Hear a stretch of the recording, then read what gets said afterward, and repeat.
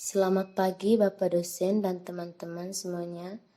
Kami dari kelompok 6 akan mempresentasikan hasil kerja kelompok kami mengenai pengaruh agama terhadap perilaku konsumen.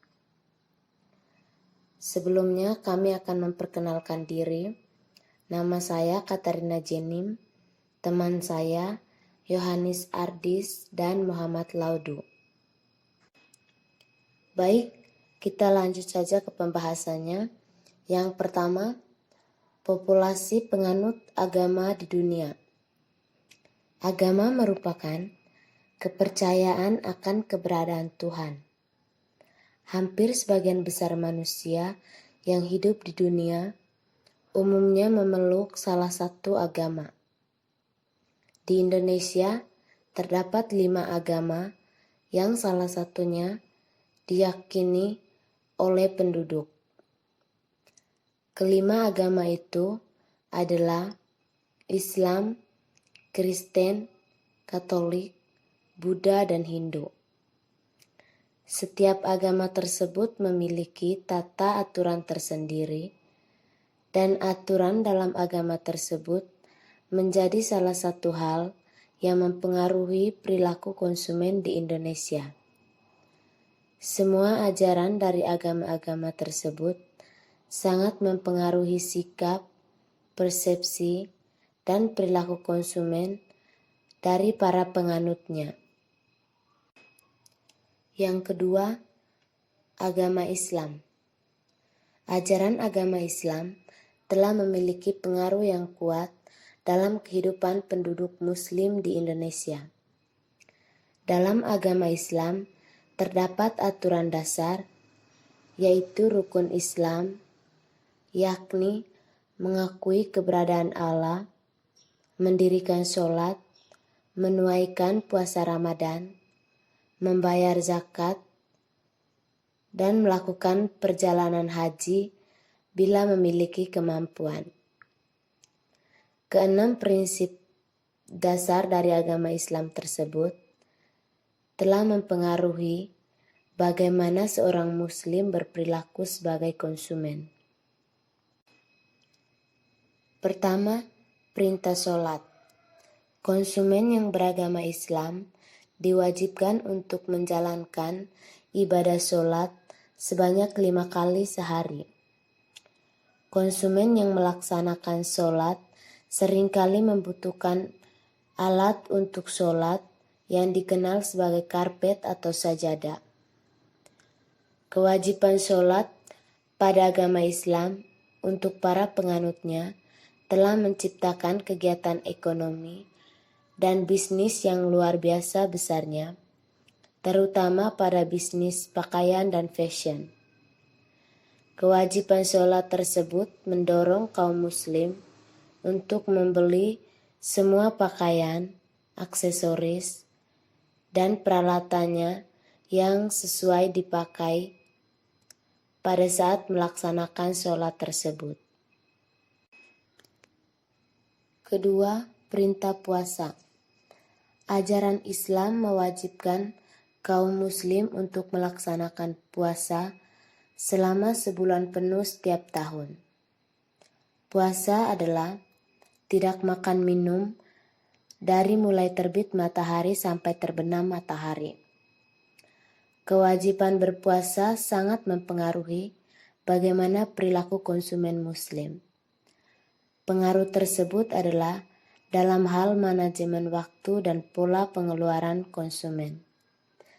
Konsumen akan menghentikan kegiatan konsumsi makan dan minum pada siang hari, sehingga mereka tidak perlu mengalokasikan waktu untuk makan siang dan makan pagi. Ketiga, perintah zakat. Zakat merupakan kewajiban seluruh umat Islam yang mempunyai penghasilan, uang, dan harta dari berbagai sumber untuk mengeluarkan atau memberikan sebagian uang atau harta bendanya tersebut sesuai dengan aturan zakat yang berlaku. Selain zakat, konsumen beragama Islam juga sangat dianjurkan untuk memberikan sedekah atau sumbangan untuk membantu masyarakat yang kurang mampu. Jumlah sedekah tidak dibatasi sesuai kemampuan dan keinginan konsumen untuk menyisihkan sebagian rezekinya untuk orang yang tidak mampu. Yang keempat, perintah haji. Setiap muslim yang taat pada ajaran Islam, maka ia pasti akan merencanakan untuk melaksanakan haji. Kontribusi ini semakin besar karena jamaah haji biasanya mengeluarkan biaya tambahan untuk persiapan haji, seperti pengeluaran untuk transportasi lokal, pakaian, makanan, upacara khusus sebelum berangkat haji, dan sebagainya. Singkat kata, ritual haji umat Islam memberikan manfaat ekonomi dan meningkatkan kegiatan bisnis semua bangsa di dunia, baik bangsa yang beragama Islam maupun yang tidak beragama Islam. Yang kelima, berpakaian yang menutup aurat bagi wanita muslim. Bagi perempuan Islam yang menggunakan kerudung, maka ketika ia membeli pakaian, selain membeli kerudung, tentunya ia akan membeli pakaian yang menutup seluruh tubuhnya, kecuali muka dan tangan. Perintah berkerudung menyebabkan pengaruh terhadap pilihan konsumen dalam menentukan pembelian pakaian. Yang keenam, makanan halal. Telah menjadi pengetahuan umum bahwa umat Islam diwajibkan memakan makanan halal. Yang ketujuh, makanan haram.